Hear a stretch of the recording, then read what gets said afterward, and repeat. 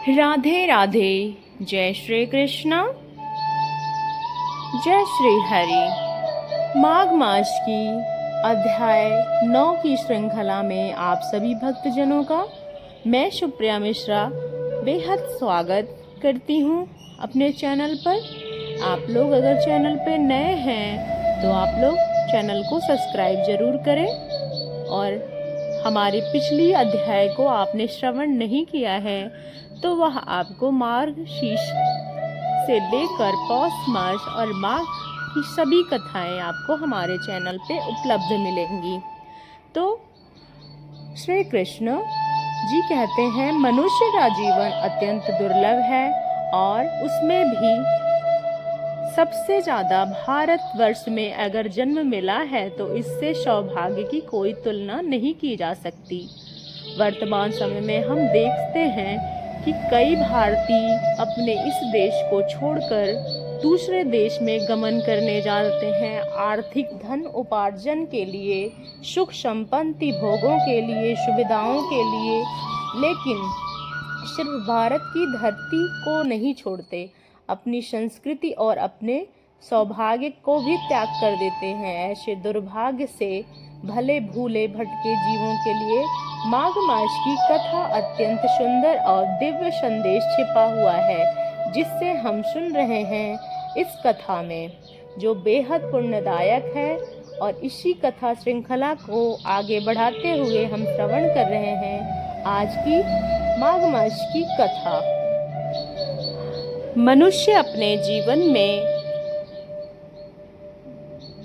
हमेशा कष्ट भुगतता रहता है। पाप पुण्य के इस जीवन चक्र के विपरीत जो धर्मात्मा के जीव में जो धर्म का पालन करते हैं, भगवान श्री हरि की शरण में रहते हैं, उसके लिए यमराज जी का विकराल स्वरूप भी अत्यंत स्नेहपूर्ण और वैष्णव भक्ति के स्वरूप जैसा बन जाता है। और इसीलिए भारत भूमि में जन्म लेने वाले प्रत्येक मनुष्य को सबसे पहला कर्तव्य है कि वह परम भगवान श्री हरि की चरणों की सेवा करे, भक्ति का पालन करना, भक्तिमय जीवन जीना और इस सांसारिक और क्षणिक मनुष्य देह से ऊपर उठकर अपने आध्यात्मिक यात्रा को आगे बढ़ाते हुए अपनी स्वयं की पहचान करना और परम उच्च लक्ष्य की ओर अग्रसर होना। इसी विचार के साथ चलिए हमारी प्रातःकालीन माघ मास की कथा आरंभ करते हैं। इस समय हम सुंदर माघ मास का महात्म्य सुन रहे हैं और इसी यमलोक वापस आई हुई कन्याओं ने बहुत सुंदर विचार रखे हैं, जिससे यमलोक का वर्णन किया है। और भारत भूमि में जन्म लेने का सौभाग्य होता है, वह भी हमें इसी माघ मास की पिछली कड़ी में सुना है। तो यह सुनते हैं, आज माघ मास की कथा को आरंभ करते हैं। भारत भूमि की महत्वता को दर्शाने के बाद उन कन्याओं ने, बांधवों, अगर तुम लोग इस संसार बंधन से छुटकारा पाना चाहते हो तो सच्चिदानंद स्वरूप परम देव परम भगवान श्री नारायण की आराधना कीजिए। यह संपूर्ण जगत आप लोगों की भावना और संकल्प से निर्मित है। इसे बिजली की तरह चंचल क्षण समझना चाहिए। सिर्फ और सिर्फ जनार्दन का पूजन करना चाहिए। अहंकार व विद्युत की रेखा के समान व्यर्थ है, इसे कभी भी अपने पास मत दो। शरीर मृत्यु से जुड़ा हुआ है, जीवन भी चंचल है, धन राजा आदि वाली बाधाओं से परिपूर्ण है और संपत्तियां क्षण भंगुर हैं। हे माताओं, क्या तुम नहीं जानती कि थोड़ी सी वायु, थोड़ा सा भोजन अगर समाप्त हो जाता है तो कुछ बल पर चला जाता है, और बुढ़ापे और कुछ विषय भोगों के सेवन से ही आयु बीती जाती है। फिर कितनी आयु लेकर तुम धर्म करोगी? बचपन और बुढ़ापे में तो भगवान का पूजन अवसर है, नहीं मिल पाता है। इसलिए इसी अवस्था में अहंकार शून्य होकर धर्म का पालन करो। संसार रूपी भयंकर गड्ढे में गिरकर उसे नष्ट मत करो। यह शरीर मृत्यु है, मृत्यु का घर है और आपत्तियों का सर्वश्रेष्ठ स्थान। इतना ही नहीं, यह रोगों से निवास करने वाला स्थान है और मल आदि से दूषित रहता है। हे माताओं, किस प्रकार, किस लिए स्थिर समझकर तुम पाप कर रही हो। यह संसार निस्सार है और दुखों से भरा हुआ है, क्योंकि एक दिन तुम्हारा निश्चय ही नाश होने वाला है। हे बांधवों, तुम सब लोग सुनो ध्यान पूर्वक। इस बिल्कुल सच्ची बात कह रही हूँ कि शरीर का नाश बिल्कुल निकट है। अंततः श्री जनार्दन श्री भगवान की पूजन में सदैव श्री विष्णु की आराधना करते रहो। यह मानव जीवन अत्यंत दुर्लभ है।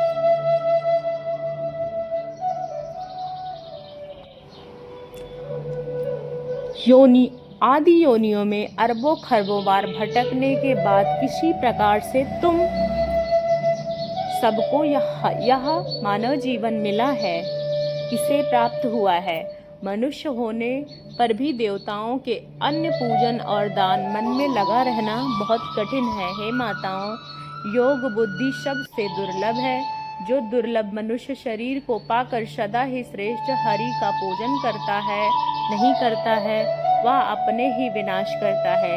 इससे बढ़कर मूर्ख कौन हो सकता है। तुम लोग दंभ भय आचरण छोड़ दो, चक्र सुदर्शनधारी भगवान विष्णु का पूजन करो।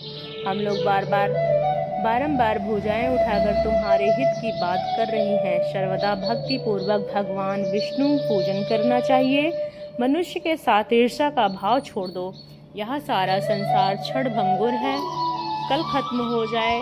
सबके धारण करने वाले जगदीश्वर भगवान अच्युतम केशवम आराधना किए बिना संसार सागर में डूबे हुए तुम सभी लोग आखिर कैसे पार जाओगे। हे माताओं, अधिक हमारी बात सुनिए। जो प्रतिदिन तन्मय भगवान गोविंद के गुणों का गान करता है, संकीर्तन करता है, उन्हें वेदों की तपस्या में स्तोत्र पढ़ता है, दक्षिणा वाले यज्ञों से, पुत्र और स्त्रियों से, संसार के कृतज्ञों से और घर खेत और बंधु बांधवों से आखिर क्या लेना देना। इसलिए तुम सब लोग भय छोड़ दो और श्री केशव की आराधना करो। शालिग्राम शिला का निर्मल और शुद्ध चरणामृत पियो और भगवान विष्णु के दिए हुए एकादशी का उपवास करो। जब सूर्य मकर राशि में स्थित हो जाए, उस समय प्रतिदिन प्रातः काल में स्नान करो और साथ ही अपने पति की सेवा करो, क्योंकि सभी पापों का नाश करने वाली परम पवित्र एकादशी तिथि प्रत्येक पक्ष में आती है। फिर तुम्हें नरक से भय क्यों चाहिए। घर से बाहर के जल में स्नान करके पुण्य प्रदान करने वाला माघ मास भी प्रतिवर्ष आया करता है। फिर तुम्हें नरक से भय क्यों होता है। और इसी प्रकार अपनी माताओं से कहने के बाद वो कन्याएं फिर से माघ स्नान उपवास आदि व्रत धर्म और दान में संलग्न हो जाती हैं। तो यह थी आज की माघ मास की पौराणिक कथा। आशा है कि कथा आपको पसंद आई होगी। हमारे वेद और शास्त्र ज्ञान की तलवार के समान है, जो हमारी सोती हुई चेतनाओं को जागृत करती है। इनका प्रतिदिन श्रवण करने से हम अपने धर्म युक्त मार्ग पर सफलता से चल पाते हैं और अपनी चेतना से भगवान श्री कृष्ण और भगवान श्री हरि की उपासना करते हैं। प्रतिदिन हमारे पुराणों, शास्त्रों, ग्रंथों का अध्ययन करना चाहिए, इन पौराणिक कथाओं को सुनना चाहिए और अपने जीवन को उतारने का प्रयास करना चाहिए। यह हमारे मनुष्य जीवन का सफल मार्ग है। इसी प्रार्थना के साथ आज की कथा श्रृंखला को यहीं पे समाप्त करते हैं। अगली कड़ी के साथ पुनः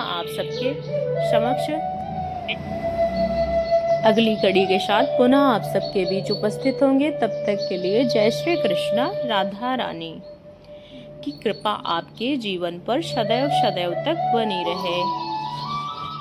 कृष्णाय वासुदेवाय हरेः परमात्मने प्रणतक्लेशनाथाय गोविन्दाय नमो नमः।